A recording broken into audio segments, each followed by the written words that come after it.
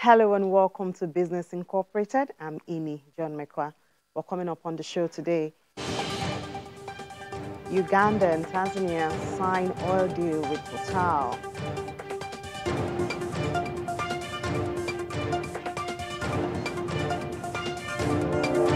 ENI discovers new oil block in Angola.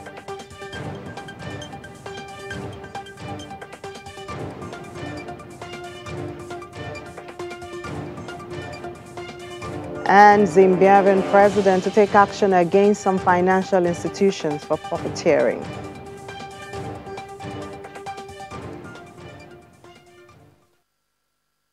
We'll begin the show with intraday market numbers, which were mixed here in Africa. In South Africa, investors resumed trading with negative sentiment as the JSE shaved off 0.84%. The market in Nigeria is currently trading but ended Friday's session positive. In Egypt, the EGX 30 rose 0.7% at intraday. Kenya ended Friday's session positive. Major Middle Eastern markets we track were in the red at intraday. The Qatari index lost the most by 0.59%, while the market in Saudi Arabia declined 0.44%. In Dubai, the index lost 0.26%. Only the market in Abu Dhabi was positive at intraday by 0.35%. And European markets retreated slightly in the morning as global stocks continue to search for direction after record highs in several regions last week. For more from there, we have Chelsea now joining us to give us more information. Hello, Chelsea, and welcome to the program. Well, Europe remains swamped by a third wave of coronavirus infections, but vaccine rollouts appear to have picked up speed in recent days. Is this a turning point for EU's vaccine rollout?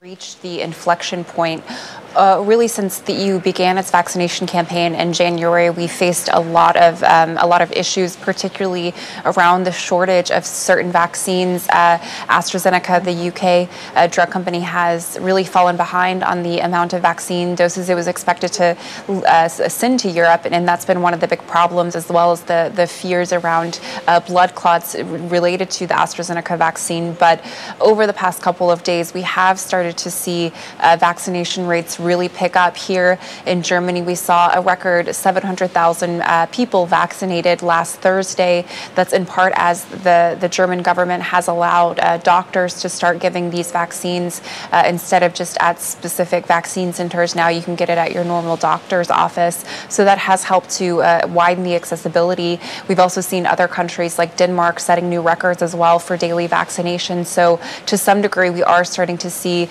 the supply shortages fixed. We see more and more coming from, for example, BioNTech and Pfizer, but also Johnson & Johnson, AstraZeneca. They are starting to deliver more and more to the EU, but the EU still has a lot of ground to recover. Only about 15% of the EU population has received a first vaccine so far. That's really about more than half the levels of the UK and the US, and of course Israel, which is the leader here. So as we are starting to see things turn around, there still is a lot more for the EU to do to get it to its goal of vaccinating the majority of adults by the end of the summer. Well, in the meantime, German Chancellor Angela Merkel is once again considering tightening coronavirus restrictions. What's on the table about this?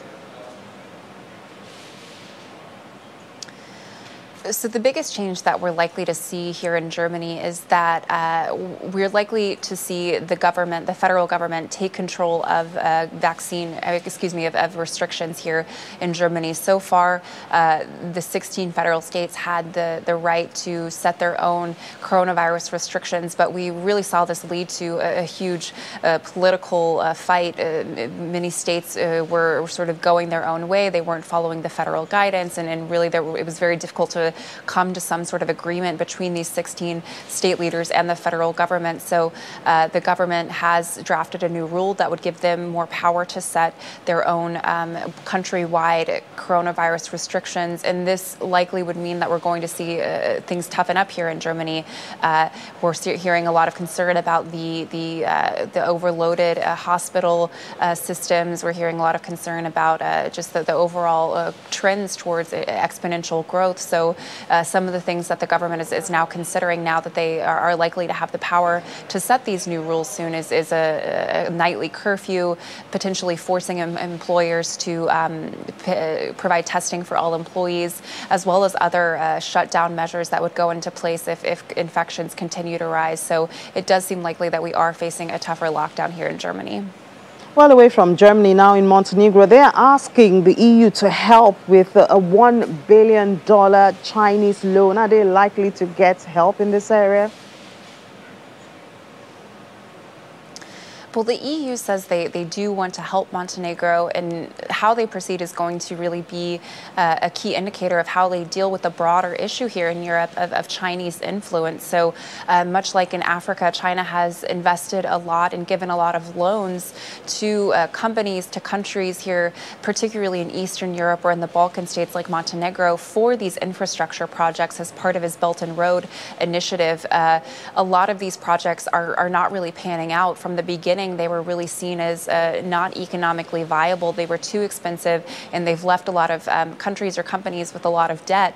So now we're starting to see that shake out. First of all, in Montenegro, they have this $1 billion loan to China. The first payment is due in July, and they're saying they really don't have the money. And if they don't pay this loan, they could potentially see China foreclose on the loan. If they default on the loan, China could potentially seize Montenegrin lands. So that would be a huge blow for Europe. So Europe does want to prevent this, but they say right now it's quite difficult legally. They're not sure what mechanisms they can use, but they're looking at certain funding mechanisms such as the European Development Bank, because this is such a geopolitically important issue of really the power dynamics between Europe and China, and who has control over these European projects.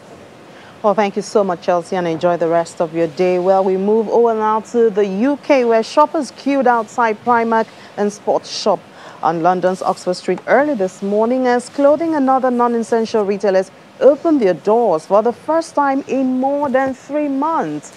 Juliana is here to give us an update. Good afternoon, Juliana, and welcome to the show. Well, how are the markets trading? How are the markets trading the busy streets of London as the government eases off COVID-19 restrictions? Well, despite those long queues, which I just witnessed a couple of moments ago myself, there's not much to cheer about on the FTSE today. It started off in a subdued mode, and it's still in the red at intraday. I heard you talking about COVID with Chelsea and Frankfurt, and it does appear as if COVID-19 has crept back into the anxiety of investors across the world. There was some data released by the Johns Hopkins University showing in the week to April 9th, there were over 4 million new cases of COVID, positive COVID tests across the world. This is one of the biggest jumps that they've seen in about 5 months. So that's particularly worrying. We know that second and third waves are creeping across the globe, even though we do have some successful vaccination programs being doled out. More domestically, though, here in London, it's the travel and leisure stocks that are really weighing on the FTSE at the moment. EasyJet, the budget airline, their shares were down about 2.5%. Wizz Air, their shares were down 2.7%. And this is as airline bosses are still mulling over last week's announcement by the government that they will indeed replace the May 17th international travel ban with this travel traffic light system. Some people think that that's going to make travel completely inaccessible for those who can't afford it. So let's have a look at the numbers. The FTSE All Share is down 0.25%. The FTSE 100 is down by 0.30%. And the FTSE 250, that's down by 0.19%. In the currencies market, the British pound is rallying against the US dollar by 0.30%, up on the euro by 0.21%, but down on the Japanese yen by 0.05% at intraday. All right, well, EY says London Stock Exchange has the best first quarter for IPOs since 2007. Despite Deliveroo Dam Square, the market raised more than £5 billion in the first 3 months of 2021. Can it then be said that London remains the place in Europe for private companies to go public? Absolutely. According to this latest data by the financial firm, London still is the key destination in Europe. This is a massive boost to Prime Minister Boris Johnson and the Square Mile. And of course, Chancellor Rishi Sunak, who in his spring budget on March the 3rd did try and modernise the FTSE All Share just to make it more competitive to the likes that we're seeing on the New York Stock Exchange. So, for example, now you can have those dual share listings, which still gives CEOs the power to control their company, even though it has gone public. So this is the biggest quarter that the London Stock Exchange has had in 14 years. And if you compare the 5.6 billion raised this year to last year, they only raised about 680 million pounds, and they had 2 IPOs, whereas this time we've had more than 12 IPOs. There are more IPOs coming. I know we're going to talk about dark trades, but another one lots of investors are looking forward to is the public IPO of the EG Group. Now, the EG Group is owned by the brothers who recently took over Asda from Walmart. They own a series of petrol stations and food outlets across Britain. And if they are indeed going to float, that valuation could be £10 billion. So, yes, great day for London. Well, in the meantime, the cybersecurity firm Darktrace has announced plans to float on the London Exchange in a move that will reportedly value the Cambridge-based company £3 billion. Tell us more about this. Yeah, again, this is another great story for London, who really are trying to, emerge as being a thriving hub for tech companies, only second to Silicon Valley in the west coast of America. Darktrace, like a series of tech firms over the past 12 months, they've been doing particularly well in cybersecurity. They use artificial intelligence to track any misgivings on one's computer. This morning, they released their latest trade report, which shows that over the past 12 months, they've made $200 million. And now the CEO of the company believes that they are sitting on potentially $14 billion of a year worth of business, which is why they've said that they are going to be floating in London. And I believe that it's actually more than $3 billion. I think they're mulling over about a £3.6 billion float. So again, another great story for the Square Mile, Innie. Well, great stories today, Juliana. Well, thank you so much, and take care. Well, we're moving now to Asia, where Asian Pacific stocks mostly declined today, with shares in India and China seeing sizable losses.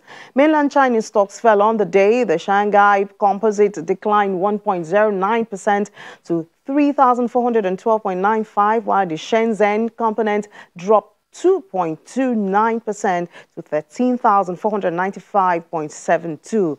In Hong Kong, the Hang Seng Index slipped nearly 1% as of its final hour of trading, while South Korea's Kospi bucked the regional trend to close 0.12% higher at 3,135.59. In Japan, the Nikkei 225 fell 0.77% to close at 29,538.73, while the Topix index finished its trading day 0.25% lower at 1,954.59. Stocks in Australia slipped. The S&P ASX 200 fell 0.3% on the day to 6,974. MCSI's broadest index of Asia Pacific shares outside Japan declined 1.06%. And futures contracts tied to major U.S. stock indexes ticked lower today, suggesting Wall Street could see muted trading after reaching fresh records last week. Dow futures implied an opening loss of about 70 points, while contracts tied to the S&P 500 shed 0.22%, and the Nasdaq 100 futures lost 0.31%.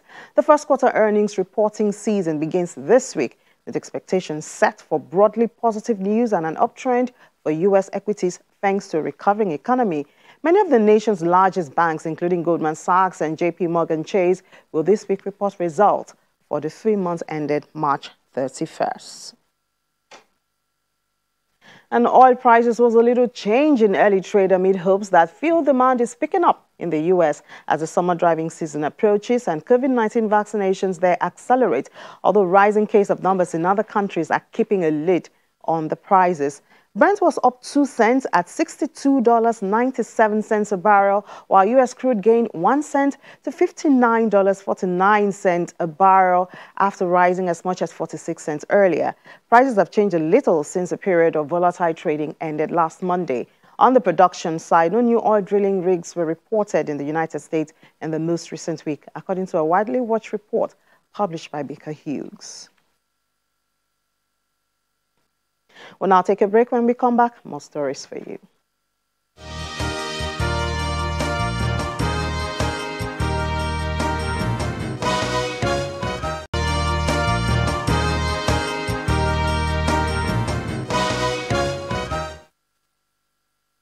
Well, you're welcome. Data released recently shows that Senegal's economy grew 1.9% last year, making it one of sub-Saharan Africa's best performers in 2020. But will the country continue to outperform this year, given recent violent protests?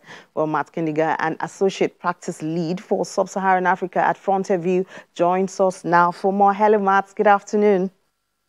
Hello, good afternoon. Thank you for having me on the show today. Yeah, you're welcome. Well, following years of strong growth and a mild downturn in 2020, how is the economy expected to perform over the coming years?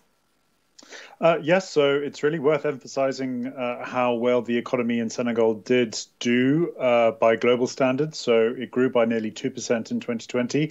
And it's worth noting that it didn't contract during any of the quarters last year. And there was a notable pickup in Q4 last year. So that really does bode very well for the growth outlook. We are expecting growth to rise to about 4.5 to 5% in 2021. And this will really be helped by a recovery in consumer spending and especially exports. So exports were hammered last year by the global recession, but we are expecting a recovery in global demand for Senegal's exports to really drive economic growth.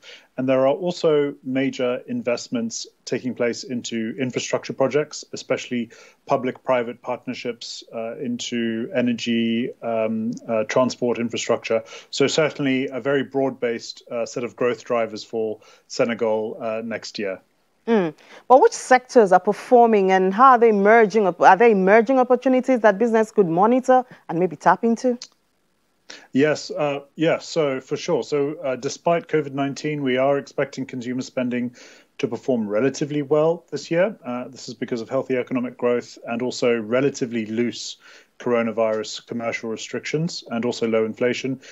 Construction is really an industry that will perform quite well in our view for 2021. So transport projects, railway infrastructure, port projects are likely to continue or ramp up this year. And we are expecting manufacturing as well, mining, and agriculture all to perform quite well. So these are the real industries that we expect to see opportunities emerge for businesses. One of the sectors I would say probably won't perform as well as the other sectors of the economy is hospitality, especially tourism-related hospitality. And this is mainly because global tourism travel remains quite depressed and long-haul international tourism travel will probably struggle to recover in 2021, probably more so in 2022. But we can't forget the protests that took place in March. I mean, how does this play into this, and what does it tell us about Senegal's social stability? Does this unrest threaten these figures that the forecast that you have already set? Yeah, so it's a really good question to ask around, what does the violent protest that we saw in March mean for the country's outlook? We have to look at the triggers for this unrest and the violence that we saw last month. There are two major triggers in our view. One is around alleged crackdowns on the opposition in Senegal by the government, and the other is around general dissatisfaction with standards of living and job creation in the country. In the short term, neither of these things are likely to improve. We do see political tensions continuing to play a part in Senegal's landscape over the next couple of years. But fundamentally, we don't expect the social unrest and the protests, if they are to reoccur over the next few years, we don't expect them to derail the growth outlook. And this is because many of the growth drivers that Senegal's economy will benefit from are only indirectly affected by social unrest. So infrastructure investment, manufacturing, agriculture. They won't be directly affected by social tensions in the country. So very broadly, we don't see a downward scenario for Senegal materializing. We would say in the short term, however, the biggest risk to the growth outlook would be tighter commercial restrictions if there is a surge in coronavirus cases over the coming months. Thank you so much for telling us and sharing your opinion today. Well, we now move over to Uganda, where Uganda, Tanzania, and oil firm Total, as well as CNOOC, have signed agreements that will kickstart the construction of $3.5 billion crude pipeline to help ship crude from fields in western Uganda to international markets. France Total and China's CNOOC own Uganda's oil fields after Britain's Tullow exited the country last year.